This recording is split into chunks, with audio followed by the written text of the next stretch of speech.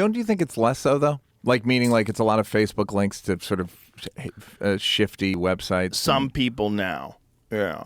I think there's some of that now, but I think there's still a lot of people that just put their faith in mainstream news, especially people that aren't online on a regular basis, or they're only friends with people that are their age, and so they have this sort of like mentality, the way they consume news and information. It's kind of always been the same way. Yeah, like COVID, again, I'm sorry to bring this up for the listeners and myself, but so there was the tachycardia thing, and the heart rate thing that was like people, it was elevating people's heart. Like that was one of the main side effects, right? And they acted like it wasn't much, and then fairly recently there was like, actually there was more than we thought.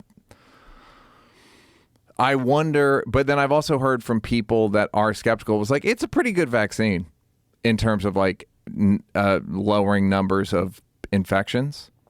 But I think most people got the first wave of like, you have to take this is a perfect vaccine. And then they heard this thing of like, it's not perfect. And then they got tired. Well, it's been lied to from the very beginning. First thing, they didn't even test it to see if it stops transmission, but yet they said it did. They didn't even test it to see if it stops you from being infected, but yet they said it does. All it does is impart some form of immunity that's specific to the wild virus, the first version. Yeah. Yeah, and the way they studied it and the way they tested it is so fucking corrupt. Just the fact that they said that it's 100% effective against stopping death. Do you know how they came up with that number? 2 people in the control group got COVID and died. 1 person in the vaccine group got COVID and died. Right. So that makes it there 100% it is, effective. Like Yeah. when RFK told me that, I'm like, there's no way that's it. Yeah. And then we read the actual studies and like, oh my God, that actually is it. Yeah. And they're allowed to say that. Yeah. It's technically true. Yeah. Technically, you can get away with a lot. But it's also like the VAERS system. I mean, the reporting of adverse effects is very underutilized.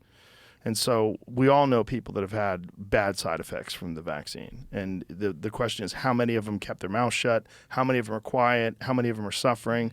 How many of them the doctors are unwilling to connect it to the vaccine? There's a lot. There's a lot. I know. It's also, I personally know more. Well, again, it's all fucking empirical, so who gives a shit?